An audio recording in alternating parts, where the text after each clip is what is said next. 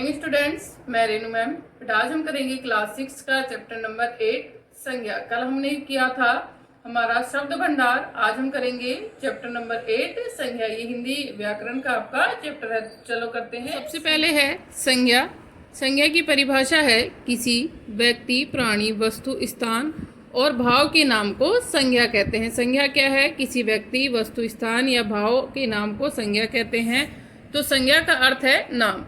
नाम से ही व्यक्ति, वस्तु, प्राणी की पहचान होती है। नीचे कुछ आपको वाक्य दे रखे हैं, जैसे रविंद्र आगरा रेलगाड़ी से ताजमहल देखने गया, वह उसकी सुंदरता देखकर दंग रह गया। तो यहाँ पर रविंद्र, आगरा, रेलगाड़ी, ताजमहल, सुंदरता, ये शब्द, सभी शब्द क्या हैं? संज्ञा है। रवि व्यक्ति का नाम, रेलगाड़ी वस्तु का नाम, सुंदरता भाव का नाम, आगरा शहर का नाम, ताजमहल इमारत का नाम। तो इस प्रकार से फिर है संज्ञा के भेद। संज्ञा है उसके 3 भेद होते हैं: व्यक्तिवाचक संज्ञा, जातिवाचक संज्ञा और भाववाचक संज्ञा। व्यक्तिवाचक संज्ञा क्या है? अब जिस शब्द से किसी विशेष व्यक्ति, विशेष स्थान या विशेष वस्तु का बोध हो, कि जिस शब्द से किसी विशेष व्यक्ति का, किसी विशेष वस्तु का या विशेष स्थान का बोध होता है, वो व्यक्तिवाचक संज्ञा होती है। जैसे महात्मा गांधी विशेष व्यक्ति, मुंबई विशेष स्थान, कुतुब मीनार विशेष इमारत। तो इस तरह से कि जिससे किसी विशेष व्यक्ति का, वस्तु का, स्थान का बोध होता है, वो व्यक्तिवाचक संज्ञा के अंदर आते हैं। विशेष व्यक्ति जैसे नरेंद्र मोदी, प्रणब मुखर्जी, साइना नेहवाल। विशेष स्थान आगरा, कोलकाता, मुंबई, पटना। विशेष वस्तु रामायण, हिमालय, ताजमहल आदि। तो विशेष व्यक्ति के अंदर बेटा किसी का भी जो नाम है वो व्यक्तिवाचक संज्ञा के अंदर आता है। और जो विशेष स्थान से मतलब आपका हो गया, जैसे शहर है, उसमें तो बहुत सारे शहर आते हैं, लेकिन जो आगरा है वो एक ही शहर है, किसी विशेष स्थान के लिए बोला गया है, इस तरह से। फिर है आपकी जातिवाचक संज्ञा। जिस शब्द से किसी जाति की सभी वस्तुओं और प्राणियों का बोध हो, उसे जातिवाचक संज्ञा कहते हैं। कि जिस शब्द से उसकी सारी जाति की वस्तुओं के, किसी जाति की सभी वस्तुओं का और प्राणियों का बोध होता है, वहाँ पर जातिवाचक संज्ञा होती है। जैसे गाय है, अगर हम गाय लेते हैं तो हम किसी एक गाय के लिए नाम नहीं लेकर, बल्कि उसकी संपूर्ण जाति उसके अंदर आती है। सैनिक हो गया, अध्यापिका हो गए। तो इस तरह के जो शब्द हैं वो किसके अंदर आते हैं? जातिवाचक। जैसे प्राणी में हो गया आपके मनुष्य, लड़की, शेर, हाथी, ये सभी किस में आते हैं? जातिवाचक में। खिलौना, मेज, कुर्सी, पंखा, ये सभी किस में आते हैं? वस्तु में। गांव, शहर, देश, ये किस में आते हैं? आपके जातिवाचक में। अब देखो कि गांव है वो है आपका जातिवाचक में, लेकिन हम इसके अंदर किसी विशेष गांव का अगर नाम लेते हैं तो वो किसके अंदर आएगा? व्यक्तिवाचक में। जैसे शहर है, शहर यानी कोई भी शहर हो सकता है, इसलिए जातिवाचक के लिए। लेकिन अगर हमने किसी भी शहर का नाम, जैसे दिल्ली, मुंबई, कोलकाता, किसी का भी नाम लिया तो वो किसके अंदर आएगा? व्यक्तिवाचक में। फिर है भाववाचक। जिन संज्ञा शब्दों से किसी व्यक्ति, वस्तु के गुण, दोष, दशा, स्वभाव आदि का बोध हो। कि जिन संज्ञा शब्दों से किसी व्यक्ति के, किसी वस्तु के गुण, दोष के, स्वभाव आदि का हमें पता चलता है, वो होते हैं भाववाचक। जैसे ये दिखा रखा आपको बुढ़ापा। बुढ़ापा क्या हो गया? अवस्था मान लो या दशा मान लो। ऊंचाई, सुंदरता, तो ये सभी क्या हैं? भाव हैं। जैसे गुण में हो गया आपका मिठास, चतुरता, बुद्धिमान, चतुराई, बुद्धिमानी, दोष, बेईमानी, मूर्खता, कायर। अवस्था, बचपन, बुढ़ापा और जवानी। अब है अंग्रेजी व्याकरण से प्रभाव स्वरूप कुछ विद्वान हैं जो हिंदी में संज्ञा के 2 भेद और मानते हैं। ये जो संज्ञा के मुख्यतः 3 ही भेद होते हैं और 3 ही भेद लिखे जाते हैं। इसके अलावा 2 भेद और होते हैं। एक है द्रव्यवाचक संज्ञा और समूहवाचक संज्ञा। ये दोनों ही जो आपके संज्ञा के भेद हैं वो जातिवाचक संज्ञा में आते हैं। तो द्रव्यवाचक और जो समूहवाचक है वो क्या है? तो द्रव्यवाचक में जिन संज्ञा शब्दों से किसी द्रव, पदार्थ, धातु का बोध होता है, जिन संज्ञा शब्दों से किसी द्रव, पदार्थ, धातु का बोध होता है, वो द्रव्यवाचक संज्ञा है। जैसे सोना धातु हो गया, चांदी धातु, गेहूं, दूध आपका पदार्थ, द्रव्य हो गया, इस तरह से। फिर है समूहवाचक संज्ञा। कि जिन संज्ञा शब्दों से वस्तुओं या प्राणियों के समूह या समुदाय का बोध होता है, जिन संज्ञा शब्दों से वस्तुओं या प्राणियों के पूरे समूह या समुदाय का बोध होता है, वो कहलाते हैं आपके समूहवाचक संज्ञा। जैसे सेना, अगर हम सेना का नाम लेते हैं तो उसमें एक व्यक्ति तो आएगा नहीं, अधिक सैनिक आएंगे। कक्षा, कक्षा के अंदर बहुत सारे बच्चे आएंगे। सभा, सभा में भी बहुत से लोग होंगे। आगे है भाववाचक संज्ञा बनाना। जातिवाचक संज्ञा, स्वर्णाम, विशेषण और क्रिया शब्दों में प्रत्यय जोड़कर भाववाचक संज्ञाएं बनाई जाती हैं। जो भाववाचक संज्ञा हैं वो जातिवाचक संज्ञा में, सर्वनाम में, विशेषण में क्रिया जोड़ने, क्रिया शब्दों में प्रत्यय जोड़ने से बनाई जाती है। जैसे जातिवाचक संज्ञा हो गई आपकी मित्र, मित्र से भाववाचक बनाया मित्रता, शत्रु से शत्रुता, युवा से यौवन, बच्चा से बचपन, बूढ़ा से बुढ़ापा, देव से देवत्व, सज्जन से सज्जनता। इस तरह से हम भाववाचक संज्ञाएं बना सकते हैं। फिर है सर्वनाम से निजता या निजित्व, आप से आपा, अपना से अपनापन या अपनत्व, मम से ममता, अहम से अहंकार, सर्व से सर्वस्व। इसी प्रकार से मीठा से बनाया मीठा से मिठास, अच्छा से अच्छाई, गर्म से गर्मी, सफ़ेद से सफ़ेदी, बुरा से बुराई, क्रिया से चढ़ना से चढ़ाई, हंसना से हंसी, जीतना से जीत, पढ़ना से पढ़ाई, काटना से कताई, मिलना से मेल, धोना से धुलाई, सजाना से सजावट। ये सभी क्या हैं आपके कि ये आपके भाववाचक संज्ञाएं बनाई हैं हमने जातिवाचक संज्ञा से, सर्वनाम से, विशेषण से और क्रिया शब्दों से भाववाचक संज्ञाएं बनती हैं। अब है आपकी प्रश्न उत्तर। पहला प्रश्न है संज्ञा किसे कहते हैं, इसके कुल कितने भेद हैं, उदाहरण सहित बताइए। तो संज्ञा की किसे कहते हैं, किसी व्यक्ति, वस्तु, स्थान, भाव आदि के नाम को संज्ञा कहते हैं। तो आप संज्ञा, पहले प्रश्न का उत्तर लिखोगे किसी व्यक्ति, वस्तु, स्थान, भाव के नाम को संज्ञा कहते हैं। उदाहरण हो गया आपका लड़का, घोड़ा, गरिमा, दिल्ली आदि।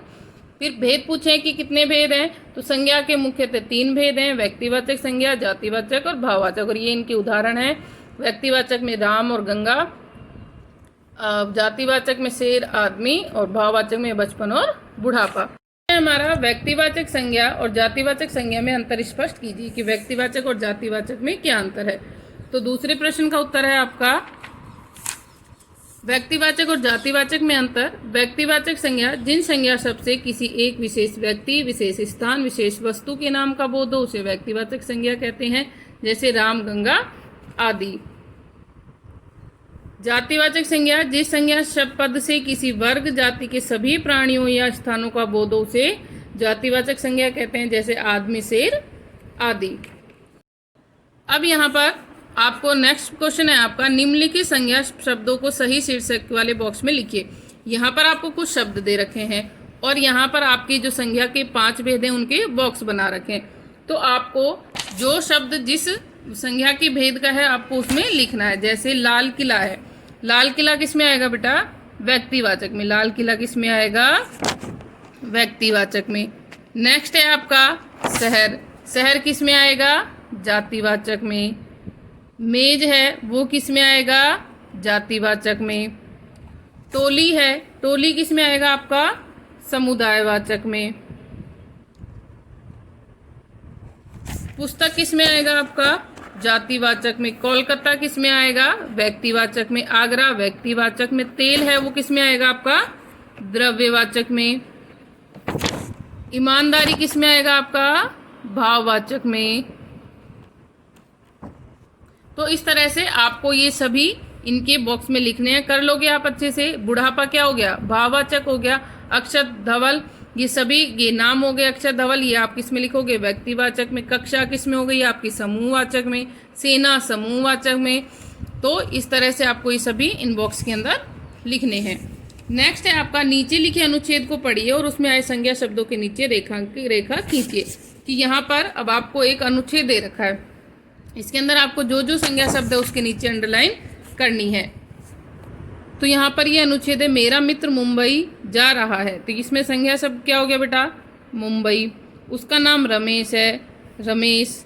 वह कोलाबा के, ये भी संज्ञा। एक होटल संज्ञा। वहाँ वह मौज मस्ती करेगा, गेटवे ऑफ इंडिया संज्ञा। जुहू संज्ञा। वहाँ से सोना चांदी संज्ञा। सेना क्या आएगी, संज्ञा। तो इस तरह से आपको इसके अंदर अंडरलाइन करनी है इनको पढ़ के। फिर है भाववाचक संज्ञा बनानी है आपको। मित्र से बनी मित्रता, सुंदर से सुंदरता, बच्चा से बचपन, मोटा से मोटापा, लिखना से लिखाई, देव से देवत्व, बूढ़ा से बुढ़ापा, चढ़ना से चढ़ाई, मीठा से मिठास। अब है रिक्त स्थानों की पूर्ति उचित संज्ञा शब्द से कीजिए। जो रिक्त स्थान है उनकी पूर्ति करनी है। जून के महीने में बहुत पड़ती है गर्म या गर्मी, क्या आएगा, गर्मी। अधिक चलने के कारण मुझे क्या हो गई, थकावट हो रही है। उसे बहुत क्रोध आ रहा है, कुतुब मीनार दिल्ली शहर में है, शेर एक जंगली पशु है। तो बेटा आपको ये एक्सरसाइज है, ये बुक में फिल करनी है कंप्लीट, और ये 2 प्रश्न आपको नोटबुक में नोट करने हैं, और साथ में ये प्रश्न भी आपको नोटबुक में नोट करना है। Thank you. Welcome to all students in our YouTube channel of online classes. So students, in our previous video we doing our chapter number 14, light and reflection. So students, in today's video we continue our chapter number 14 for class 6. In today's video we study about pinhole camera and reflection. In pinhole camera we study about how we can make a pinhole camera with materials at home easily. Also how we can see image on an pinhole camera. So students, in pinhole camera we see an rectilinear propagation of light. Also the object seen in pinhole camera is inverted and the size depended on the distance of the objects. On reflection, students, we study about how bouncing back of light show reflection. Means the light which fall on a surface is reflect back is known as reflection. So students, let's start our today's topic, pinhole camera first. Pinhole camera. A pinhole camera forms an image of an object as a result of rectilinear propagation of light. एक जो pinhole camera क्या करता है, एक image form करता है किसी भी ऑब्जेक्ट की at rectilinear propagation of light. So students, as we already study that rectilinear propagation of light forms और moves in a straight line. So we can say that pinhole camera forms an image of an object in a straight line. If an object or light can pass off to the screen in a straight line, we can see the objects. So principle of the pinhole camera is, a pinhole camera is a simple camera without a lens and with a single small aperture. It is an opaque box with a tiny hole in the center of its faces. When rays of light coming from an object pass through the pinhole, they form an inverted image on the screen. अब क्या कह रहे हैं, कोई भी जो pinhole camera एक simple camera होता है विदाउट ए लेंस, बिना किसी लेंस के, and with a single small aperture. उसमें क्या होता है, सिंगल स्मॉल अपर्चर होता है. मतलब देखिए ये जो पिनहोल कैमरा का ये डायग्राम, इसमें क्या कह रहा है, एक सिंपल कैमरा रखा जाता है बिना किसी लेंस के, मतलब उसमें कोई लेंस नहीं होगा, जिसे हम क्या कहते हैं, स्मॉल अपर्चर बोलते हैं. It is opaque box. Opaque box मतलब क्या होगा आपका, ओपेक्यू बॉक्स मतलब वो लाइट को पास नहीं करने दे रहा है. उस ओपेक्यू, ये जो ओपेक्यू बॉक्स है उसके अंदर हम एक होल करेंगे. यहाँ पे ये देखो होल कर रखा है बॉक्स के अंदर, इस टाइनी होल से लाइट है वो पास होगी. ठीक है. When rays of light coming from an object pass through the pinhole, they form an inverted image on the screen. अब देखिए किसी भी इमेज के ऊपर, इसके ऊपर उस इमेज के ऊपर जैसे बैलून है, इसके ऊपर लाइट डाली जाएगी तो स्क्रीन के दूसरी साइड इधर उस इमेज की इन्वर्टेड इमेज बनेगी. इन्वर्टेड का मतलब है क्या है, उल्टा. ठीक है, इन्वर्टेड उल्टी इमेज बनती है उसकी स्क्रीन के ऊपर. So construction of pinhole camera is, we can also say that pinhole camera is form through an opaque. Many things are required. जैसे बॉक्स जो पूरी तरीके से बॉक्स है वो कवर्ड होगा, लेकिन इसका एक साइड ये वाला हिस्सा है क्या, वो होगा ओपन होगा. ठीक है, एक साइड ओपेक्यू का वाला जो बॉक्स है, एक स्क्रीन पे हम क्या करेंगे, छोटा सा होल बनाएंगे, उस होल से हम लाइट पास करेंगे और फिर क्या है, हमारी कोई भी ऑब्जेक्ट है उसके सामने रखेंगे और ये सीन करेंगे कि हम जब लाइट पास करते हैं तो वो इमेज कैसी शोन होती है. तो हम देखते हैं कि पिनहोल कैमरा में जो इमेज है वो हमेशा इन्वर्टेड होती है. So construction of pinhole camera is, take a cubical carton, close at all the sides except one. अब क्या कह रहे हैं, कंस्ट्रक्शन कैसे, हम पिनहोल कैमरा को कैसे बनाते हैं. हम एक कार्डबोर्ड लेंगे, ठीक है, क्यूबिकल, जिसके आपके चारों 8 फेसेस बंद होंगे सिवाय एक को छोड़ के. ठीक है, क्यूबिकल कार्टन आपको पता है क्यूब लाइक स्ट्रक्चर होता है, जैसे आपका डाइस होता है, इस टाइप का स्ट्रक्चर होगा क्यूब, जिसकी एक जो फेसेस है, कोई भी एक फेस, एक साइड वो क्या होगी, ओपन होगी, खुली हुई होगी. Cover the open side with the butter paper sheet using cello tape. अब क्या कह रहा है, ये जो ओपन साइड है यहाँ पे आप एक बटर पेपर लगाएंगे और उसको सेलो टेप से इस क्यूबिकल बॉक्स से पेस्ट कर देंगे. This is the screen. अब ये आपकी स्क्रीन बन गई. ठीक है, अब ये स्क्रीन बन गई, इसका मतलब है इस स्क्रीन पे आपकी ऑब्जेक्ट सीन होगी. Make a tiny hole on the side opposite to the butter paper. अब ये जो है इसके सामने ये वाली जो है, यहाँ पे आप एक जगह पे एक छोटा सा होल बनाएंगे. ठीक है, and cover it using a black tape, और उसको उसके साइड को ब्लैक टेप से कवर कर देंगे। pierce the tape with a very fine sharp needle, the camera is ready. अब क्या कह रहा है, इस टेप को होल करने के बाद आपने ब्लैक टेप से कवर कर दिया। अब इस ब्लैक टेप पे क्या करेंगे, आप एक छोटा सा होल करेंगे टेप, ठीक है, pierce करेंगे शार्प नीडल, किसी भी शार्प नीडल की मदद से आपका कैमरा इज रेडी, तैयार। अब देखिए आपके इसके ये जो एक्टिविटी है उसमें पिन होल कैमरा बनाने सिखा रहा है कि क्यूबिकल बॉक्स है, ये आपकी साइड है स्क्रीन को क्या किया गया, हटा दिया गया है, बटर पेपर से कवर किया गया है। उसके बाद क्या किया गया है, उसके सामने वाली ये वाली स्क्रीन है उस पर क्या किया गया है, एक छोटा सा होल बनाया गया ताकि आपकी इमेज सीन की जा सके ईजिली, ठीक है। वर्किंग, अब ये कैसे काम करता है आपका pin hole camera. Place the pin hole camera in front of an object as shown in the figure. जो पिन होल कैमरा है उसके सामने आपको एक ऑब्जेक्ट रखनी है, जैसे कि आपकी फिगर में रखा हुआ है ना, ये जो आपका पिन होल कैमरा तैयार हो गया है उसके सामने आपने कोई भी बैलून जैसे ऑब्जेक्ट रख दिया, हमने यहाँ पे बैलून रखा हुआ है इस इमेज में।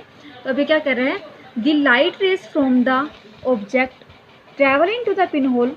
अब क्या करें, ये जो लाइट रे है किसी भी ऑब्जेक्ट से ट्रैवल होगी पिन होल कैमरा में जाएगी, फिर 2 पॉइंट्स P एंड Q, ठीक है, P एंड Q पॉइंट से जाएगी इन स्ट्रेट। अब देखिए लाइट क्या स्ट्रेट जा रही है, ठीक है, स्ट्रेट लाइन में जा रही है, तो हम क्या बनाएंगे, form small and inverted image of the object RNS on the screen. अब क्या कह रहा है, कोई भी लाइट रेज है ट्रैवल करती है उस किसी ऑब्जेक्ट से, वो पिन होल कैमरा में जाएगी तो एक सीधी लाइन बनाती है, क्योंकि पिन होल क्या आपको पता है होल के बाद क्या स्ट्रेट लाइन जा रही है यहाँ पे, ठीक है। और उसके बाद क्या स्मॉल, वो जो ऑब्जेक्ट लार्ज है उस ऑब्जेक्ट की छोटी और इन्वर्टेड इमेज बनती है आपके पिन होल कैमरा के बॉक्स है उसकी स्क्रीन में, ठीक है। When the object is moved away towards the hole the size of the image changes. अब क्या कोई भी जो ऑब्जेक्ट है वो मूव दूर हम उसको करेंगे होल की, the size of the image change. अब जैसे इस ऑब्जेक्ट को हम दूर करेंगे तो इस पे यहाँ पे जो स्क्रीन पे जो साइज और है वो भी क्या होगा, चेंज होता रहेगा, ठीक है। तो इस पे हम ये बोल सकते हैं कि distance of the object is also depend on the size of the image on the screen, ठीक है। Advantage of a pin whole camera, एक पिन होल कैमरा का क्या एडवांटेज होते हैं। A pin whole camera has the following advantage. जो pin hole camera है उसमें कुछ एडवांटेज होते हैं, कौन सी, नो फोकसिंग इज रिक्वायर्ड, इसमें कोई फोकस की ज़रूरत नहीं होती है। पिन होल कैमरा में अपने ऑब्जेक्ट को कहीं भी रख सकते हैं, ठीक है। There is no lens in a pin whole camera, therefore the image is free from spherical chromatic aberration. अब क्या अगर कोई भी लेंस नहीं होता है पिन होल कैमरा में तो कोई भी इमेज है वो स्फेरिकल क्रोमेटिक एब्रेवेशन, आपको जो स्फेरिकल क्रोमेटिक एब्रेवेशन होता है उससे आपकी इमेज फ्री होती है। उसे क्या है, अब आपको पता है लेंस में आप क्या देखते हैं, एक लेंस जितने वाइड का रेंज का लेंगे आप उस हिसाब से उस चीज़ को देख सकते हैं, लेकिन यहाँ पे हमने कोई लेंस यूज़ नहीं किया है। सो disadvantage of a pin hole cameras, a pin hole cameras following advantages which are disadvantages है इस पिन होल कैमरा के। The camera form the image form does not give any details, usually the image is hazy. अब क्या कह रहे हैं, जो image बनी है उसमें कोई डिटेल्स नहीं होती। अब मान लो कि क्या कह रहे हैं, हम स्क्रीन पे उसकी डिस्टेंस पे डिपेंड करता है, ऑब्जेक्ट डिस्टेंस पे, कि हम स्क्रीन पे कितनी साइज़ की देख पा रहे हैं। तो अब ये क्या कह रहे हैं, जो इमेज है वो फॉर्म हो रही है स्क्रीन पे, उसकी कोई डिटेल्स नहीं होती है, वो इमेज हैजी है, मतलब ब्लरी होती है, क्लियर सीन नहीं होती। The image is obtained on the screen, जो इमेज है वो स्क्रीन पे ही दिखाई देगी, स्क्रीन के साइड में दिखाई नहीं देगी। A pin whole camera can not be use for studying moving object. अब जो मूविंग ऑब्जेक्ट जो चीज़ें मूव कर रही है उसको स्टडी करने के लिए पिन होल कैमरा का इस्तेमाल हम नहीं कर सकते हैं, ठीक है। जैसे माइक्रोस्कोप का इस्तेमाल हम कुछ मूव कर रहे तो इस्तेमाल कर सकते हैं, लेकिन पिन होल कैमरा का इस्तेमाल हम उस टाइप से नहीं कर सकते हैं। So next topic of this chapter is reflection of light, which is the last topic students of this chapter number 14. So reflection of light, we study the bouncing back of light from a surface is called reflection. Reflection of light help us to see most of the thing around us. अब क्या कह रहे हैं, bouncing back का मतलब है किसी भी चीज़ का वापस आना। तो यहाँ पे कौन सी चीज़ वापस आ रही है, लाइट का वापस आना किसी सरफेस से, उसे हम क्या कहते हैं, रिफ्लेक्शन। अब देखिए इस डायग्राम में आपकी सन है, सन से रेज आती है, वो सन की रेज है किसी भी मिरर पे, प्लेन मिरर पे, सरफेस पे गिरती है तो वापस से रिफ्लेक्ट होती है, ठीक है। ये क्या हम जो रेज आई है कि सरफेस पे गिरी है वो वापस से बाउंसिंग बैक वापस से जा रही है, उसे हम क्या कहें, reflection. Reflection of light help us to see most of the thing around us. जो रिफ्लेक्शन होती है लाइट का, किसी भी लाइट का रिफ्लेक्शन, वो हमारी हेल्प करता है चीज़ों को आपस में देखने के लिए, ठीक है।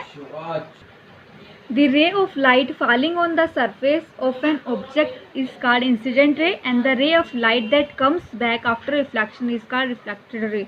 So in this diagram you see incident ray क्या कौन सी होती है, जो लाइट आपकी सरफेस पे पहली बार गिर रही है, ठीक है, वो इंसिडेंट रे होगी। और जो इंसिडेंट रे वापस से सरफेस पे गिर के वापस से रिफ्लेक्ट हो रही है, उसे हम क्या कहेंगे, रिफ्लेक्टेड रे बोलते हैं, ठीक है। जो आपकी रिफ्लेक्शन वाली रे है वो आपकी रिफ्लेक्टेड रे होती है। इजी है। द रे ऑफ लाइट, जो लाइट रे है जो फॉलिंग होती है सरफेस पे, उसे क्या कहेंगे, इंसिडेंट रे। और जो रे रिफ्लेक्ट हो रही है बैक, उसे हम रिफ्लेक्टेड रे बोलते हैं। Reflection of A light by a surface depend on the nature of surface. अब क्या कह रहा है, जो रिफ्लेक्शन है किसी भी लाइट का, वो डिपेंड करता है जो सरफेस है, जो सरफेस आपका क्या है, रेगुलर इरेगुलर, मतलब स्मूथ है, एक तो प्लेन, जैसे मिरर होता है आपका प्लेन होता है वैसे होगा, या फिर जैसे आपकी मिट्टी होती है या फिर कंक्रीट होती फ्लोर होता है, उस पर क्या दर्दी से होती है, ठीक है। कोई सरफेस रेगुलर नहीं होता, स्मूथ नहीं होता है, तो उस हिसाब से आपकी रिफ्लेक्शन ऑफ लाइट डिपेंड करती है। तो जो रफ सरफेस होता है, ए rough surface reflects the parallel beam of light in all direction. Rough surface पे जो लाइट गिरती है वो क्या अलग अलग डायरेक्शन में रिफ्लेक्ट होती है। This kind of reflection is called diffuse reflection. इस टाइप के रिफ्लेक्शन को हम कहते हैं डिफ्यूज रिफ्लेक्शन, ठीक है। जैसे आपका ये पिक्चर में शो हो रहा है, ये आपका प्लेन सरफेस है, प्लेन सरफेस पे क्या हो रहा है, लाइट गिर रही है और क्या है, रिफ्लेक्ट हो रही है इक्वल, जैसे जिस अमाउंट पे लाइट गिरती है उसी अमाउंट पे लाइट रिफ्लेक्ट होती है, ठीक है। इरेगुलर में यहाँ पे इरेगुलर सरफेस आएगा इस टाइप से। इरेगुलर सरफेस में क्या होता है, लाइट गिरती है और अलग अलग डायरेक्शन में मूव करती है, ठीक है। A smooth surface such as a mirror reflects the parallel beam of light on one direction। सिर्फ एक डायरेक्शन में वो सारी जो रिफ्लेक्टेड रे मूव करती है स्मूथ सरफेस पे, उसे हम रेगुलर रिफ्लेक्शन बोलते हैं, ठीक है students. So now your chapter number 14 is completed. We do our homework which is you have to write in your fair notebook long question number 3rd, 4th and 5th. Question number 3rd is, with the help of an experiment explain rectilinear propagation of light। एक experiment की help से आपको rectilinear propagation of light को समझाना है। So aim of this experiment is to show rectilinear propagation of light. Materials required a piece of rubber tube and candle. Method, first fix lighted candle on a table, stretch narrow rubber tube straight and look through it at a flame. अब क्या कह रहा है, आप अपनी candle को किसी भी टेबल पर फिक्स करेंगे और एक रबर ट्यूब की हेल्प से स्ट्रेट देखेंगे, आपको वो फ्लेम है दिखाई दे रही है नहीं दिखाई दे रही है, तो हम ये बोल सकते हैं we see light coming from flame. Candle से जो फ्लेम आ रही है हम उसको क्लियरली सीन कर पा रहे हैं उस रबर ट्यूब से जो कि स्ट्रेट है। Next, now cold rubber tube and look through it at the flame. अब हमने उस रबर ट्यूब को थोड़ा सा कोइल कर लिया है, तो हम अब देखेंगे कि हमें वो फ्लेम दिखाई दे रही है क्या नहीं दे रही है। We can not seen light coming from flame. हम रबर ट्यूब को जब कोइल मोड़ते हैं तो हम उससे क्या है, लाइट को सी नहीं कर पा रहे हैं। So this is the diagram of this activity. Straight rubber tube में आपको क्लियरली सीन हो रहा है, लेकिन जब रबर ट्यूब फोल्ड हो रही है उसमें आपको कैंडल फ्लेम सीन नहीं हो रहा है, ठीक है। Next question is explain the principle construction and working of pin whole camera का। आपको प्रिंसिपल कंस्ट्रक्शन एंड वर्किंग बतानी है। तो प्रिंसिपल क्या होगा, a pin whole camera is a simple camera without lens hole and it produce an inverted image of outside world at other side. Construction is take carton closed at all side except one, cover open side with butter paper, this screen. अब क्या कह रहा है, cartoon है, आपको मैं पहले ही बता चुकी हूँ पढ़ाते टाइम कि कार्टून आप लेंगे एक क्यूबिकल कार्टून लेंगे, उसका एक स्क्रीन है, एक साइड है, आप उसको ओपन छोड़ देंगे, उस ओपन साइड आपको क्या करना है, बटर पेपर से कवर करना है, वो आपकी क्या बनेगी, स्क्रीन बनेगी। फिर आप क्या करेंगे, स्क्रीन से अपोजिट साइड जो कार्टून का साइड है उसमें एक छोटा सा होल करेंगे और उस होल से आप अपनी इमेज क्या है सीन करेंगे, ठीक है। Next working, place pinhole camera in front of object, the light raise travel in straight line from the object and seen inverted image of the object on screen when object is moved away towards whole size of image changes। अब working में क्या कर रहा है, pin hole camera के सामने हम कोई भी ऑब्जेक्ट रखेंगे, जो लाइट रेस को हम उस स्ट्रेट लाइन में ट्रेवल कराएंगे उस ऑब्जेक्ट से, तो हम देखेंगे कि जो ऑब्जेक्ट है उसकी स्क्रीन पे एक इन्वर्टेड इमेज बन रही है, उल्टी इमेज बन रही है, ठीक है। और जैसे ही हम वो ऑब्जेक्ट को दूर मूव करेंगे होल से, जो साइज़ है इमेज का स्क्रीन के ऊपर वो भी चेंज होता जाएगा। तो ये आपका क्वेश्चन नंबर 4 था, ईजी है ये, उसकी प्रिंसिपल और कंस्ट्रक्शन, ठीक है। और this is working. Next question number 5 is your describe the solar Eclipse with a suitable diagram. Suitable diagram से आपको क्या करना है, सोलर इक्लिप्स को बताना है, एक्सप्लेन करना है। So solar eclipse occur only on new moon day.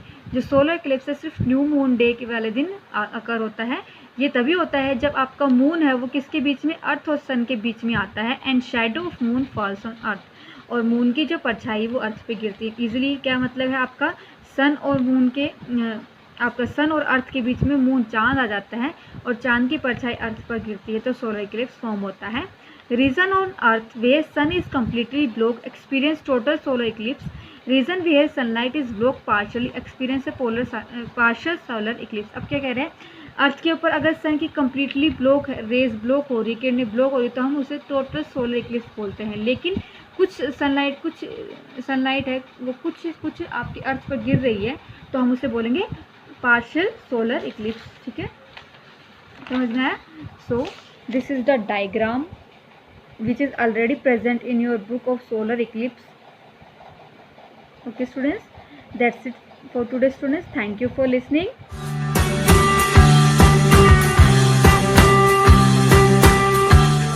Class, so let's start our today's maths class.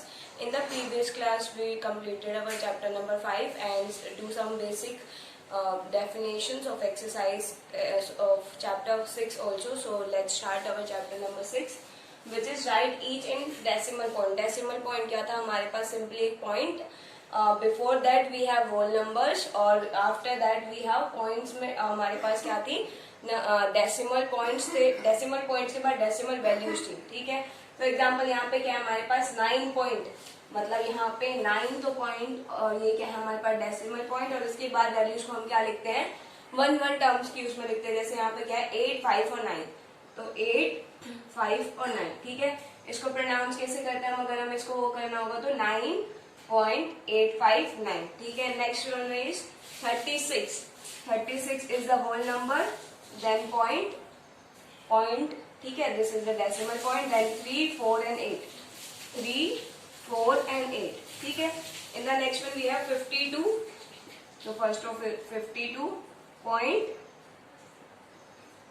then 9, 9 and 9. How many times? 3 times.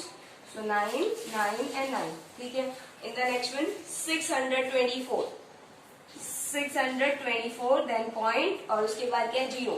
तो यहाँ 0 लिखना है, 2 and then 4. ठीक है. This is to how to write in the equations in decimal points. ठीक है. Now next question is. So in the next one we have to write in the decimals where we haven't have the symbol point. यहाँ पे हमारे पास given नहीं है, तो हमें इनको simply वो करना। देखो फर्स्ट फॉर एग्जाम्पल हमारे पास है 76.879, ठीक है। अगर हमें यहाँ पे वो करना है, जो डेसिमल पॉइंट के पहले होता है उसको हम वैसे ही हम वो प्रोनाउंस करते हैं जैसे हमने क्या पढ़ा था फर्स्ट चैप्टर में, this will be at the place of ones and 7 is at the place of tens, ठीक है। टेंस मतलब यहाँ पे ये होता है टेंस, और ये होगा हमारे पास वंस प्लेस पे, और इसके आगे भी अगर कुछ वैल्यू है 5 फॉर एग्जाम्पल, तो that will be at the place of 100, ठीक है। लेकिन इसके बाद जो वैल्यूज होती है डेसिमल के बाद, this will be at the place of tens and this will be at the place of hundreds, और ये क्या हो जाएगा थाउजेंड्स, ठीक है। मतलब कि यहाँ पे क्या हो गया, इसके अपॉन में क्या कर सकते हैं, इसको मल्टीप्लाई 1/10, इसको 1/100 और इसको 1/1000, ठीक है। तो इसको क्या प्रोनाउंस करते हैं tens, this one is hundreds और दिस वन इज थाउजेंड्स, ठीक है। सो अब हमें इनको प्लेस करना है 3 टेंस। टेंस कहाँ था, डेसिमल पॉइंट के पहले, और कहाँ पे वैल्यू है वो सिर्फ सिंपली जो फर्स्ट प्लेस होता है वहां पे, तो 3 है उसके साथ, तो 3 देन पॉइंट आएगा, क्योंकि उसके बाद जो है वो टेंस कहाँ है इसके फर्स्ट प्लेस पे, ठीक है। अगर इन केस यहाँ पे वो 100 पे होता और हमारे पास टेंस वाली वैल्यू नहीं गिवन होती तो हम क्या कर देते, एक 0 लगाते और उसके बाद उस वैल्यू को लिखते, ठीक है। लेकिन यहाँ पे क्या टेंस प्लेस पे है तो 4 हो जाएगा सिंपली, ठीक है। नेक्स्ट क्या है हमारे पास 900, 900 कहाँ आएगा, यहाँ पे थर्ड पे 900, तो मतलब बाकी दो वैल्यूज गिवन नहीं है टेंस और वंस वाली, तो क्या लगाएंगे उनकी जगह 2 0, 00 देन डेसिमल। उसके बाद टेंस प्लेस पे मतलब सिंपली जस्ट पॉइंट के बाद वाली वैल्यू और वो क्या है 9, ठीक है। नेक्स्ट 2 वंस, वंस कहाँ पे हमारे पास, सिंपली डेसिमल के पहले वाली और वो क्या है 2 पॉइंट आ जाएगा, और यहाँ पे अगेन 2 टेंस मतलब कि डेसिमल के जस्ट बाद वाला टेंस होता है तो उसके जस्ट बाद वाली वैल्यू क्या है 2। नेक्स्ट वन इज 800, 800 5 वंस, ठीक है। 800 के बाद सिंपली कहाँ पे गए हैं हम, वंस पे, मतलब जो टेंस वाली प्लेस है वहां पे क्या है हमारे पास 0 है, देन कितना है 5 टेंस पे है, उसके बाद 10 तक है तो मतलब क्या करना है हमें वहां डेसिमल लगाना है और उसके जस्ट बाद क्या होगा 5, ठीक है। तो डेसिमल के जस्ट पहले क्या है हमारे पास वंस, ठीक है, उसके अकॉर्डिंगली हम बाकी टर्म्स को करते हैं। अगर टेंस के बाद सीधा ये गिवन है तो वंस प्लेस पे क्या आ जाएगा 0, जो मिसिंग टर्म होगी यहाँ पे ऐसे सीक्वेंस में जाते हुए उनको हम क्या लिखते हैं 0। इन केस यहाँ पे भी अगर यहाँ थाउजेंड्स देते तो क्या कर देते हम सिंपली 10th और 100th प्लेस को क्या कर देते 0 0 लिख देते, ठीक है। Now next question is, So in the next one we have convert the following as decimal। हमें क्या करना है, जो भी गिवन होगा उसको डेसिमल में चेंज करना है बाय कन्वर्टिंग। कन्वर्ट करना है हमें किसको, डिनोमिनेटर। डिनोमिनेटर क्या होता है, हॉरिजॉन्टल लाइन के नीचे वाली टर्म होती है, मतलब ये हॉरिजॉन्टल लाइन जिसके नीचे वाला क्या है डिनोमिनेटर, उसको कन्वर्ट करना है किसमें 10 100 और 1000 की टर्म्स में चेंज करना है, ठीक है। फर्स्ट ऑफ ऑल यहाँ देखो 5 किस में चेंज जल्दी होगा 10 में, सो क्या करें हम 5 को किससे मल्टीप्लाई करें जिससे 10 हो जाए 2 से, तो अगर हम यहाँ 2 से मल्टीप्लाई करेंगे तो ऊपर भी क्या करना पड़ेगा 2 से मल्टीप्लाई, कितना हो गया 14/10। अब हमें इसको क्या करना है डेसिमल में चेंज करना है, तो कितनी जीरोस है यहाँ पे, एक जीरो है, तो मतलब राइट से एक प्लेस के इधर हमारे पास क्या हो जाएगा डेसिमल। यही रूल था हमारे पास कि अगर जितनी जीरो नीचे होती है उतने ही पॉइंट्स हम क्या कर देते हैं इधर। फर्स्ट ऑफ ऑल इन सबको हमें क्या, अगर इन केस यहाँ पे 14/100 होता, ठीक है। फर्स्ट ऑफ ऑल यहाँ 3 डिजिट है तो ऊपर भी हमें 3 डिजिट बनानी होगी by adding a zero before the number, ठीक है, adding a zero before the number. Now how many zeros are there, 2 zeros, तो लेफ्ट से हम 2 प्लेस छोड़ेंगे और वहां पे एक डेसिमल पॉइंट को कर देंगे, तो यहाँ क्या आ जाएगा 0.14, ठीक है। राइट कौन सा होता है हमारे पास, यहाँ से हम क्या करेंगे जितनी जीरोस उतने प्लेस वो करके वहां पॉइंट पुट कर देते हैं, ठीक है। नेक्स्ट है हमारे पास यहाँ पे 17/50। अब 50 को हम किस में चेंज कर सकते हैं, सिंपली किस में 100 में चेंज कर सकते हैं। 50 मल्टीप्लाई 2 कितना हो जाएगा 100, तो ऊपर भी किससे मल्टीप्लाई हो जाएगा 2 से, तो 34/100 हो गया। तो 3 डिजिट्स यहाँ पे, लेकिन ऊपर कितनी है 2 डिजिट्स है, तो first of all adding a zero before the number. Now how many zeros are there, 2 zeros, तो राइट से क्या हो जाएगा हमारे पास 2 डिजिट्स छोड़ के हम डेसिमल पॉइंट पुट कर देंगे, ठीक है। 49/200। अब 200 जो है उसको हम ना तो हम 10 में चेंज कर सकते हैं, ठीक है, ना ही हम 100 में चेंज कर सकते हैं। अगर बोले कि इसको 2 से डिवाइड कर दे, लेकिन ये नंबर 2 से डिविजिबल नहीं है, तो सिंपली हम किसको करेंगे अब 1000 में चेंज करेंगे। Now 200 multiply by which number that will be gives, ठीक है, 5 से करते हैं हम 0 एंड 10 हो गया 1000। सो सिंपली किससे मल्टीप्लाई होगा 5 से, ऊपर भी किससे होगा 5 से मल्टीप्लाई, कितना हो जाएगा हमारे पास 4 9 45 245/1000, ठीक है। अब कितनी डिजिट्स है यहाँ पे 4 और यहाँ पे कितनी सिर्फ 3, तो adding a zero before the number. Now how many zeros are there 3, so right से कितने नंबर्स हो जाएंगे 3 नंबर्स के पहले हमारे पास क्या आ जाएगा डेसिमल पॉइंट, ठीक है। In the next one we have 18/25। नाउ 25 विल बी चेंज टू, हम 25 को 10 में तो चेंज नहीं कर सकते, तो किस में चेंज करेंगे 100 में। 100 कैसे करेंगे हम 25 के टेबल पे 100 कहाँ आता है 4 पे, तो सिंपली मल्टीप्लाई 4 और यहाँ भी क्या हो जाएगा 4 से मल्टीप्लाई, तो कितना आ जाएगा ये 18 और 76/100, ठीक है। कितनी जीरो हो गई, सॉरी 72, ठीक है। यहाँ 3 डिजिट्स है तो ऊपर भी हमें क्या बनाना है 3 डिजिट्स। नाउ जीरोस कितने डिजिट्स पे हमारे पास 2 डिजिट्स पे, तो क्या करेंगे हम राइट से 2 डिजिट के पहले क्या कर देंगे, डेसिमल पॉइंट। ठीक है, now next question is, so we have to change in the expanded form. ठीक है, एक्सपेंड करके लिखना है हमें, लेकिन यहाँ क्या है, डेसिमल पॉइंट्स वाला है। सिंपली जहाँ पे हम देखो, यहाँ पे क्या है, ये होल नंबर है, तो जैसे फर्स्ट चैप्टर में करते थे सिंपली वैसे ही होगा। जो पॉइंट्स के बाद है उनका कैसे करेंगे, यहाँ देखो पहले कितना है, 1 और 10, तो मतलब क्या होगा, 7 will be multiplied to 10, plus होता है सिंबल हमेशा। ठीक है, एंड 2 किससे मल्टीप्लाई होगा, 1 से। ठीक है, अब आता है डेसिमल पॉइंट्स के बाद वाली वैल्यूज, प्लस लगाएंगे।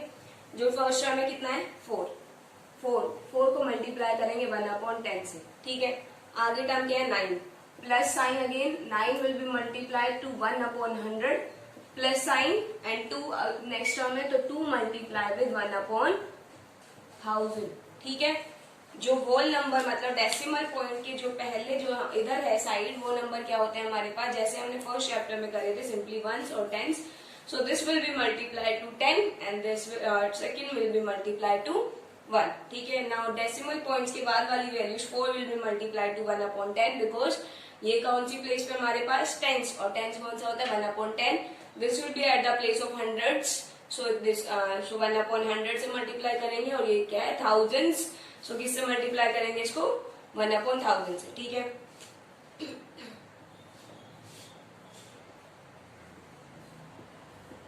अब नेक्स्ट में क्या हमारे पास, अगेन 1s और 10s, so 9 will be multiplied to 10 plus 6 will be multiplied to 1।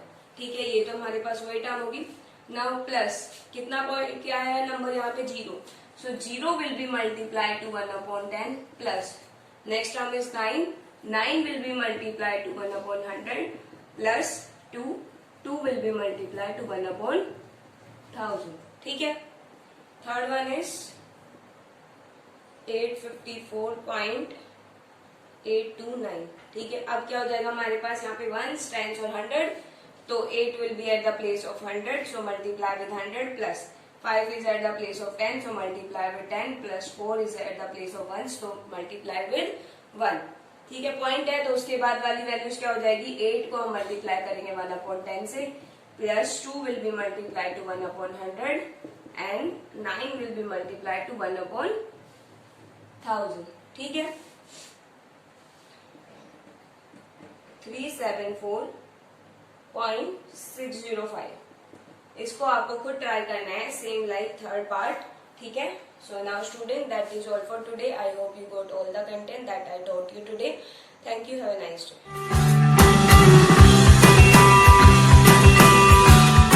Friends, welcome to our YouTube classes. This is for class 6th.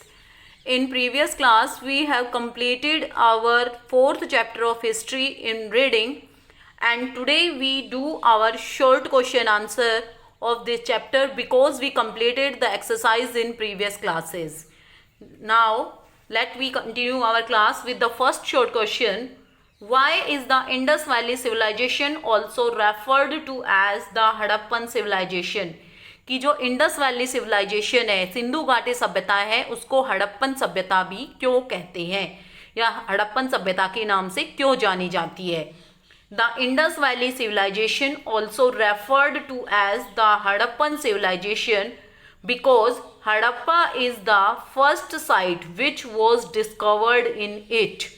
कि सिंधु घाटी सभ्यता को हड़प्पन सभ्यता के नाम से क्यों जाना जाता है, क्योंकि हड़प्पा पहला शहर था या पहली साइट थी जो खोजी गई थी इंडस वैली सिविलाइजेशन में, इसीलिए इसका नाम हड़प्पन सिविलाइजेशन भी है। ठीक है, इंडस वैली सिविलाइजेशन को ही हड़प्पन सिविलाइजेशन कहते हैं, और इसको खोजा किसने था, सबसे पहले इसको दयाराम सानी ने खोजा था।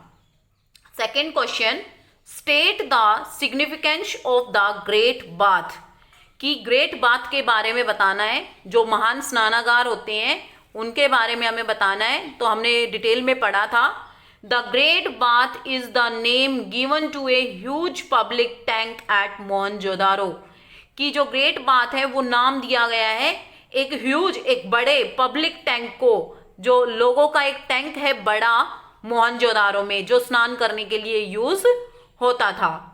It used to be a large complex consisting of 6 entrances.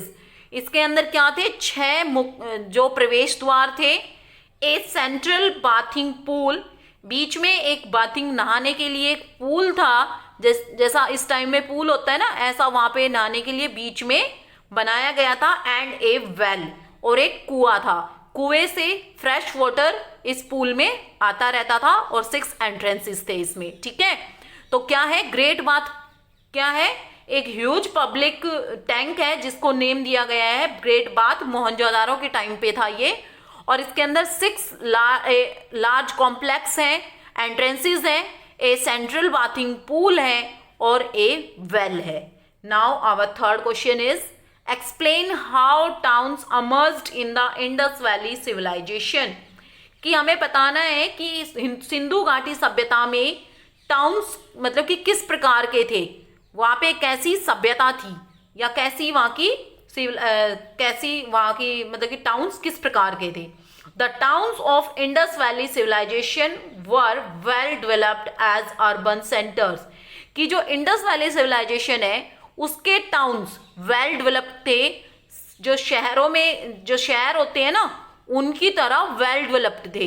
The Indus valley civilization was an urban civilization, और जो इंडस वैली सिविलाइजेशन थी, सिंधु घाटी सभ्यता थी, वो एक शहरी सभ्यता थी, ग्रामीण सभ्यता नहीं थी। अगर आपसे क्वेश्चन आ जाए कभी 1 वर्ड वाले क्वेश्चन में, अगर आपसे पूछ लिया जाए कि इंडस वैली सिविलाइजेशन कैसी सिविलाइजेशन है, तो अर्बन सिविलाइजेशन है, क्योंकि इसके अंदर वेल डेवलप्ड अर्बन सेंटर्स थे, वेल डेवलप्ड यहाँ पे शहर थे, और इसीलिए इसको अर्बन सिविलाइजेशन के नाम से भी जाना जाता है। Question number 4 is state the importance of seal in the Indus valley civilisation, कि इंडस वैली सिविलाइजेशन के अंदर जो सील्स होती थी, जो मिट्टी की, जो हम मतलब कि पत्थर के ऊपर जो सील्स वगैरह बनाते थे, तो उनका क्या इम्पोर्टेंस है, उनकी क्या महत्ता है।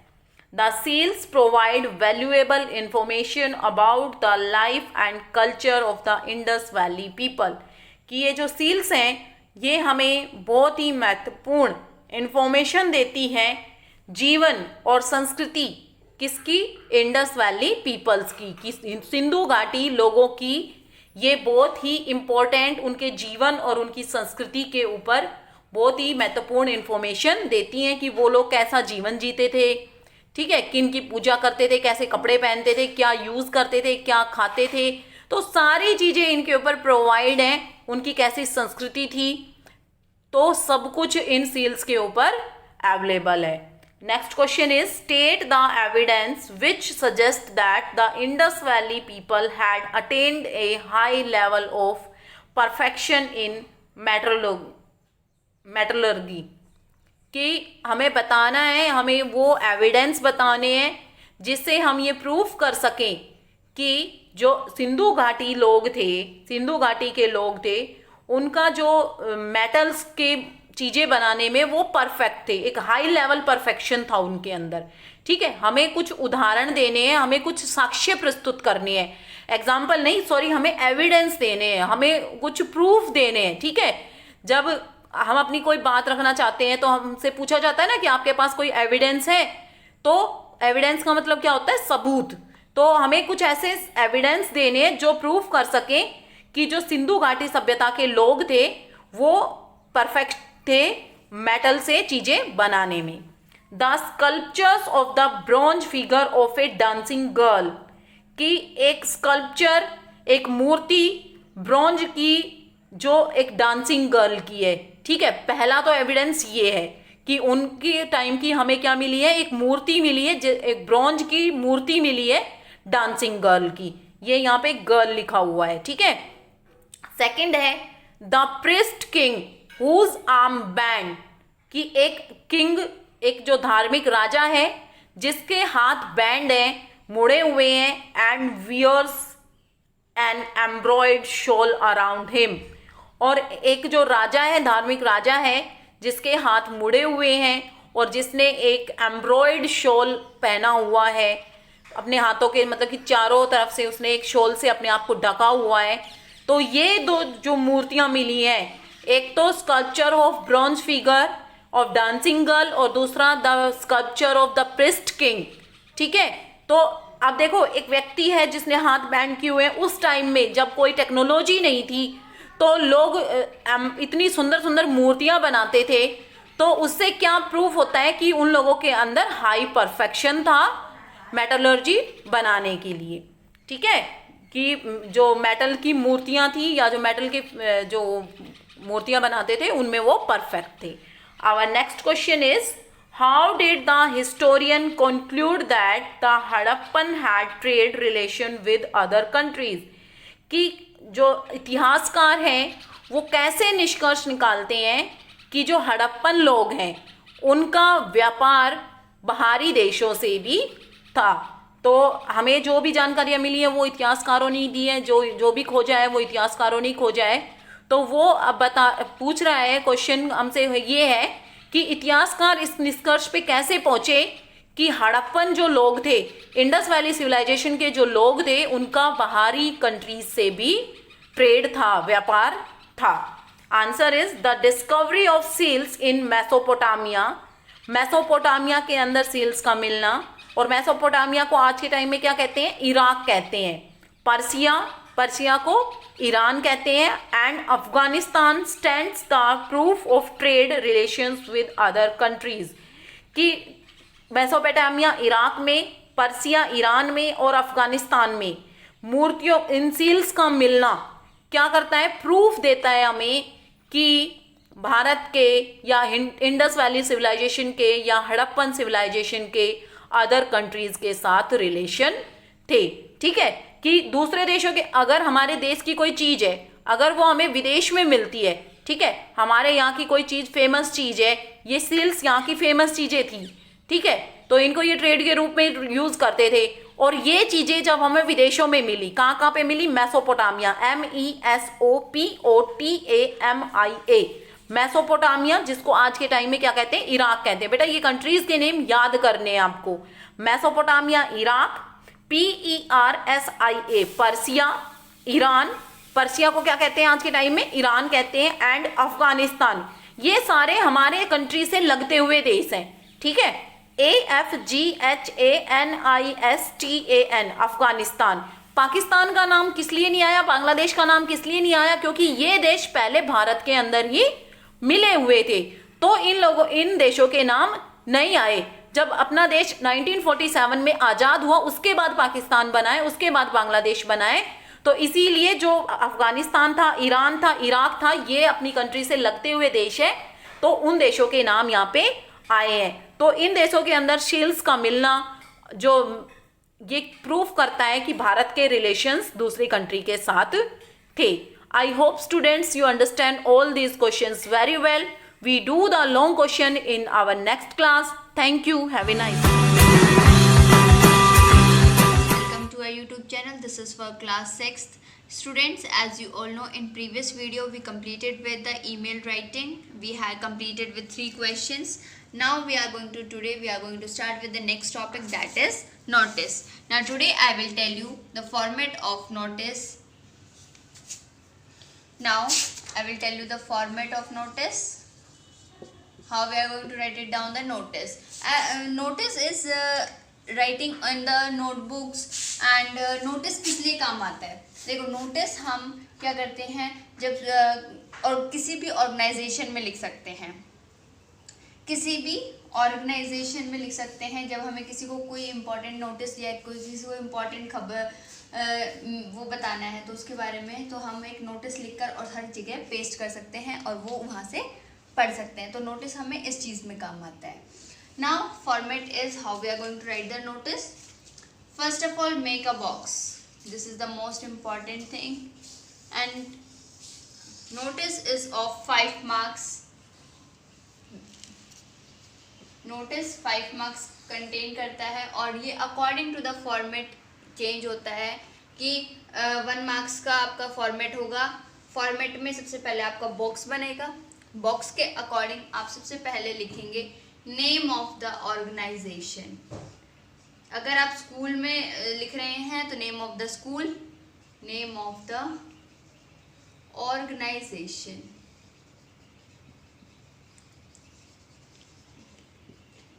in capital letters. This is written in capital letters. Next is you are going to write it down, notice in capital letter, then date on the left side, date लिखेंगे. उसके बाद आप यहाँ पे हेडिंग लिखेंगे और जो हेडिंग लिखेंगे वो भी कैपिटल लेटर में ही लिखेंगे. जहाँ मैंने कैपिटल लेटर्स का यूज़ किया है वहाँ पे आप कैपिटल लेटर में लिखेंगे और जहाँ पे मैंने स्मॉल लेटर्स का यूज़ किया है वहाँ पे आप स्मॉल लेटर लिखेंगे. After heading you will start with the content. और कंटेंट में आपको क्या क्या इंफॉर्मेशन देनी है, जो भी चीज़ से रिलेटेड लिखनी है, जो जिस भी बात से रिलेटेड आपको नोटिस लिखना है उसी के अकॉर्डिंग आपको कंटेंट को ज़्यादा से ज़्यादा only 50 words, you will write it down only 50 words, not exceeding 51 words, only 1 paragraph, एक ही पैराग्राफ लिखेंगे और उसी के अंदर आपका सारा कंटेंट आ जाना चाहिए. This is the notice and at the end you are going to write it down the name जो ये लिख रहा है. नोटिस जो लिखेगा उसका नाम आ जाएगा नीचे और उसके बाद डेजिग्नेशन. डेजिग्नेशन मीन्स पोजीशन, कि आप किस पोजीशन पे हैं. ठीक है, अगर यहाँ पे हेड बॉय स्कूल लिख रहा है तो यहाँ पे आ जाएगा हेड बॉय. ठीक है, यहाँ पे अगर सुपरवाइजर लिख रहा है तो यहाँ पे डेजिग्नेशन आ जाएगा supervisor. Like this you are going to write it down the designation. And on the basis of this format, I will give you a question how you are going to write it down the format. So students, just see this format very clearly. I will repeat it again for you. You will write it down the name of the organization. Organization का नाम हो जाएगा मतलब कि school का name. ठीक है, name of the school in capital letters. Capital letters में लिखेंगे आप. उसके बाद एक लाइन छोड़कर लिखेंगे नोटिस वर्ड लिखेंगे. नोटिस वर्ड को भी आप कैपिटल लेटर में लिखेंगे और कैपिटल लेटर में लिखने के बाद नोटिस को, उसके बाद आप लेफ़्ट साइड में डेट लिखेंगे और लेफ़्ट साइड में डेट लिखने के बाद सेंटर में आप हेडिंग लिखेंगे कि आप किस बेसिस पे या किस बेसिस पे आप नोटिस लिख रहे हैं, उसकी हेडिंग आ जाएगी. Then content in 1 paragraph. Content सिर्फ एक ही पैराग्राफ में आएगा और उसके अंदर आपको ये बताना है कि आप ये किस लिए लिख रहे हैं. Okay, then name of the writer, कि ये पूरा नोटिस कौन लिख रहा है, एंड देन डेजिग्नेशन, कौन सी पोजीशन पे है ये. Okay students, now I will give you 1 question how you are going to write it down the notice. Now students, I will write it down a question and question is you are the head girl of Daffodils High School. Write a notice for an upcoming dance workshop during summer vacations. This is the question. Question है, एक आप head girl हैं school की और school का नाम लिखा हुआ है डैफोडिल्स हाई स्कूल और आपको किस बेसिस पे लिखना है नोटिस. आपको लिखना है कि समर वेकेशंस में एक डांस वर्कशॉप होगी, उसके रिलेटेड आपको एक नोटिस लिखना है बच्चों को. Now let's start how we are going to write it this notice in your notebook. Now first of all make a box.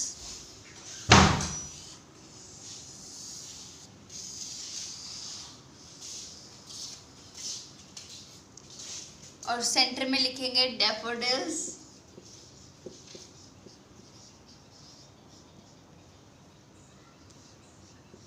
Daffodils high school.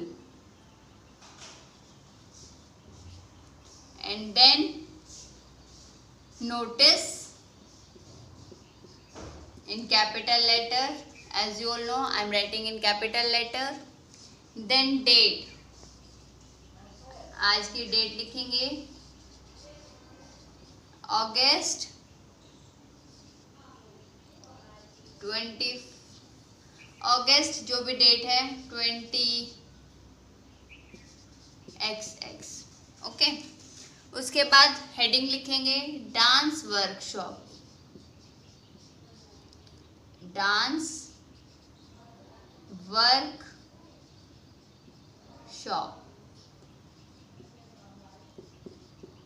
उसके बाद आप लिखेंगे, स्टार्टिंग से कैसे लिखेंगे, this is to inform, this is to inform,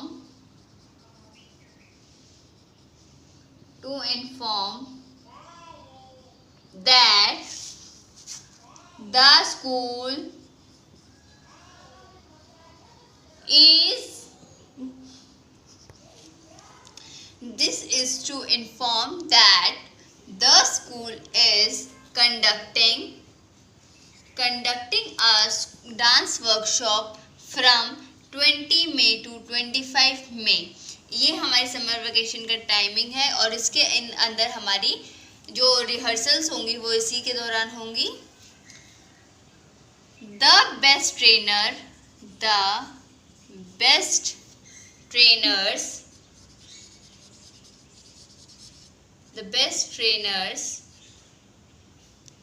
of the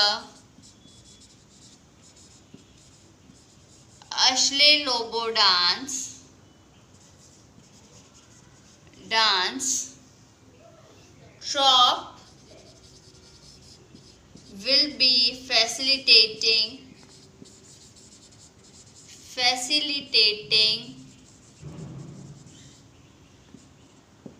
all students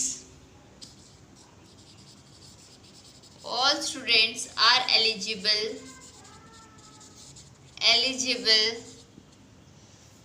students who are interested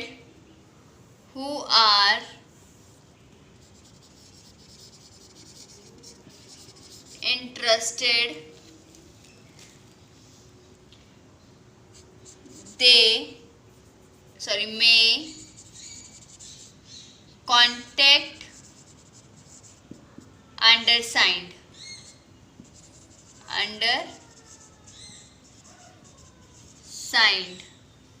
Okay students, now at the end you will write it down your name, जो भी आपका नाम है, और डेजिग्नेशन में क्या जाएगा, हेड गर्ल, और इस बॉक्स को कर देंगे हम बंद, और ये आपने लिख दिया notice. Now this notice you have to write it down in your fair notebook, this is your homework. So students, I hope you understand how we are going to write it down the notice. Thank you students. Hello student, in today's GK class of class 6 to 8th, I discuss with you some current affairs. You have to write that in your notebook and learn also. In previous video, I discussed with you up to question number 25, and today I discuss with you question number 26 to 45. Okay, so let's start our question number 26. Our question number 26 is, which app has become the world's fastest app to reach 50 million download in just 13 days? तो student, that app name is Aarogya Setu. ये जो app है ये corona positive person को identify करने में बहुत ही helpful है। Okay, next one is, which is the first state in India to launch the online waste exchange program? तो कौन सा स्टेट फर्स्ट है उसमें जिन्होंने इंडिया को ये जो प्रोग्राम से प्रोवाइड किए हैं, ऑनलाइन वेस्ट एक्सचेंज, मीन्स जो आपके पास फालतू की चीज़ें हैं उनको आप एक्सचेंज मीन्स किसी को दे सकते हैं या उसके बदले में कुछ और ले सकते हैं। ओके, तो answer is Andhra Pradesh. Next one is, under Swachh Survekshan league 2020 which city is एडजज एज इंडियाज क्लीनेस्ट सिटी?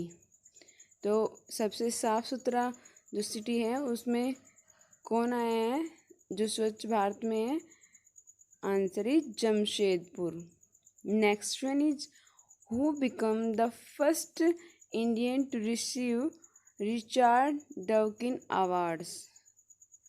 तो answer is Javed Akhtar. Next one is who is named as EY world entrepreneur of year 2020? तो answer is Kiran Mumtaz Shah. Sorry, Kiran Mazumdar Shah. Okay. Next question number 31 is which country will host the 2022 women Asian cup? तो कौन सा जो country है वो host करेगा? India. With which country India held first ever virtual bilateral summit? तो answer is Australia. Next one is which player is nominated by BCCI? ये BCCI क्या है? क्रिकेट का एक जो है प्रोग्राम है. मिस जो क्रिकेट टीम का जो होस्ट करने वाली जो कंपनी होती है उसको BCCI बोलते हैं. फॉर द राजीव गांधी खेल रत्न अवार्ड्स 2020? तो उसका नेम है Rohit Sharma. Okay.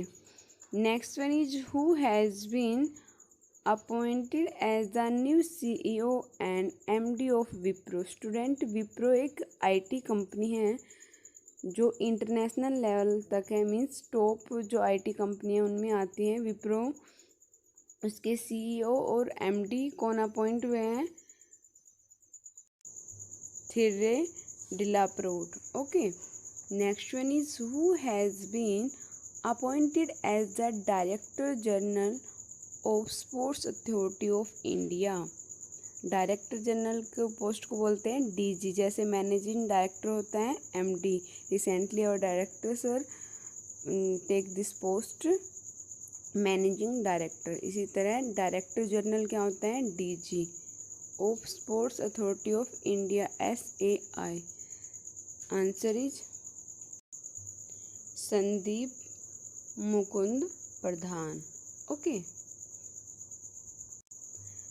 Now question number 36 is who has been appointed as new national president of Federation of Indian Chambers of Commerce and Industries Ladies Organization? ये ऑर्गेनाइजेशन है जो कॉमर्स से रिलेटेड है. तो उनके जो न्यू प्रेसिडेंट कौन नियुक्त हुए हैं? Jahnavi पोकान.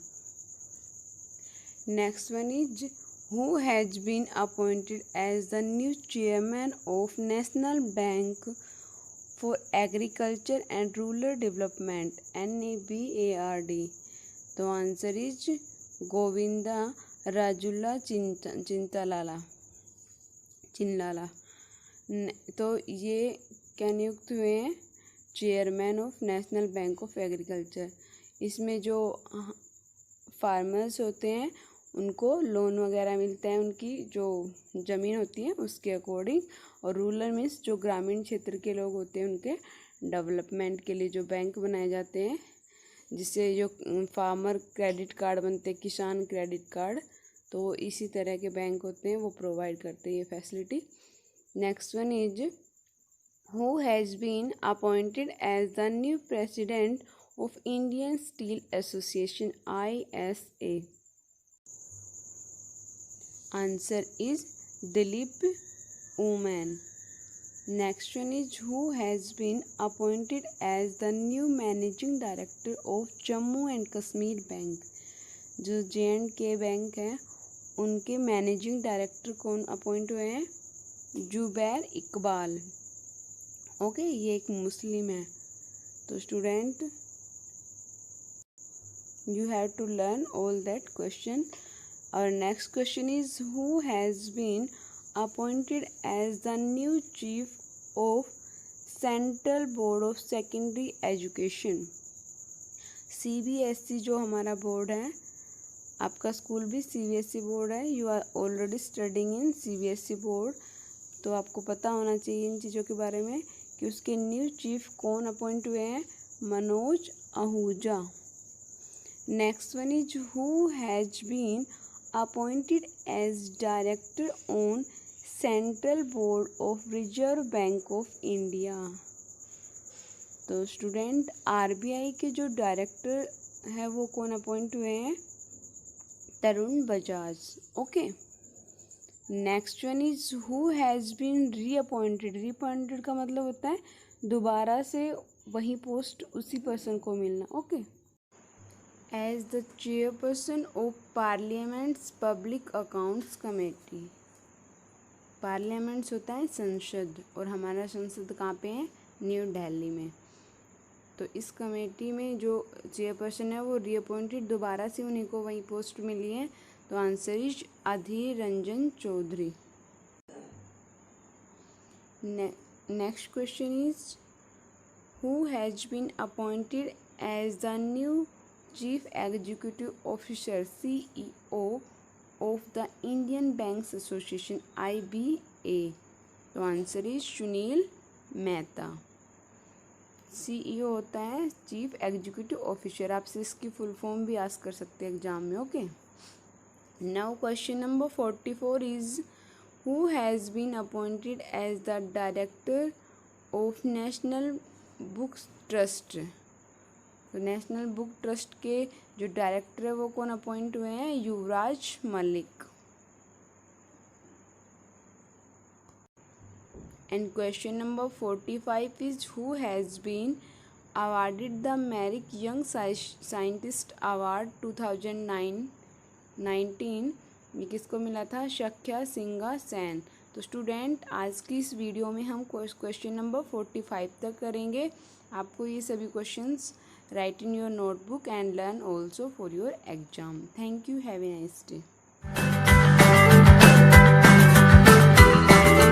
Good morning student, welcome to online classes. This is Saroj from MLP International School Rajpura. Student, from 6th to 8th class we have already completed up to chapter 7 and we have done the revision part also. Now we have started each class chapter number 8 and almost completed. Now today we will do the question answers and exercises of that chapter number 8 of each class.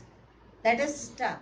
So student, let us start for class 6 chapter number 8, the almost exercise we have done. Now today we will do the question answers of the chapter number 8, that is the greatest sacrifice. Now see the question number 1. What is the most valuable ornament of a man? इंसान की सबसे कीमती गहना क्या है? The most valuable ornament of man is compassion, यानी कि दूसरे के प्रति अपने आप को समर्पित करना ही सबसे बड़ा उसका ऑर्नामेंट है। क्वेश्चन नंबर 2 देखिए, why is man superior to all creatures of God? भगवान के सभी क्रिएचर्स के समान जो है मैन ही सबसे ज़्यादा सुपीरियर क्यों माना गया है? आंसर देखिए इसका, man is superior to all creatures of God because he believes in helping his fellow man and who sacrifice their life for the welfare of others. सो इसमें जो है ह्यूमन बीइंग को सबसे ज़्यादा इसलिए माना गया है ऑल क्रिएचर्स में क्योंकि उसके अंदर हेल्पिंग की पावर होती है कि वो दूसरे की समस्याओं को सुन सकता है, समझ सकता है और उनको हेल्प कर सकता है। और उनमें एक सेक्रीफाइस की भावना होती है जो कि एनिमल्स में नहीं पाई जाती। इसलिए जो है मैन को सुपीरियर माना गया है सभी क्रिएचर्स में जो कि गॉड के द्वारा बनाई गई हैं। Now see the question number 3. Who was the little boy? Why was he intolerable to everybody? छोटा लड़का कौन था और वो बर्दाश्त से बाहर क्यों था सभी के लिए? तो इसका आंसर देखिए, The little boy was a Brahman boy named Dadhichi. Little boy जो था वो एक ब्राह्मण का लड़का था जिसका नाम था Dadhichi. He was intolerable to everybody because of his naughty and unruly behavior. वो जो है बर्दाश्त से बाहर इसलिए था लोगों के लिए क्योंकि वो बहुत ही ज़्यादा शरारती और very bad because naughty and unruly behaviour था. सो स्टूडेंट, ये आपका इसलिए जो है वो नॉटी बिहेवियर इसको अनटॉलरेटेबल था. क्वेश्चन नंबर 4 देखिए. What is Gurukul? गुरुकुल क्या है? Why was Dadhichi sent to gurukul in childhood? और बचपन में दधीची को गुरुकुल में क्यों भेजा गया? गुरुकुल क्या था? इसका आंसर देखिए. Gurukul is place for education. Gurukul जो है एजुकेशन की जगह होती थी. Where guruji use to be chief of gurukul. जहाँ पे जो है गुरुकुल का चीफ जो है वो गुरुजी होते थे. He use to be learn and experience scholar. और वो सबसे ज़्यादा समझदार एक्सपीरियंस और जो है वहाँ के जो है समझदार व्यक्ति होते थे. Dadhichi was sent to gurukul in childhood for his education. और बचपन में दधीची को गुरुकुल में जो है इसलिए भेजा गया ताकि वो अपनी एजुकेशन पूरी कर सके. क्वेश्चन नंबर 5 देखिए. Who change the lifestyle of the naughty boy and how? जो है नॉटी बॉय की लाइफस्टाइल किसने चेंज की और कैसे चेंज की? आंसर देखिए. गुरुजी चेंज्ड द लाइफस्टाइल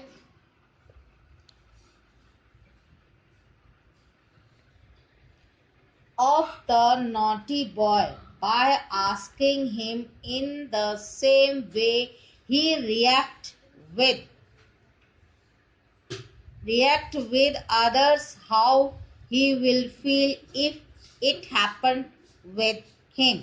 यानी कि गुरुजी ने जो है लाइफस्टाइल चेंज कर दी थी उस नॉटी बॉय की, उससे ये प्रश्न पूछकर कि अगर जो वो हरकतें दूसरों के साथ करता है वो अगर उसके साथ घटित हो तो उसे कैसा फील होगा.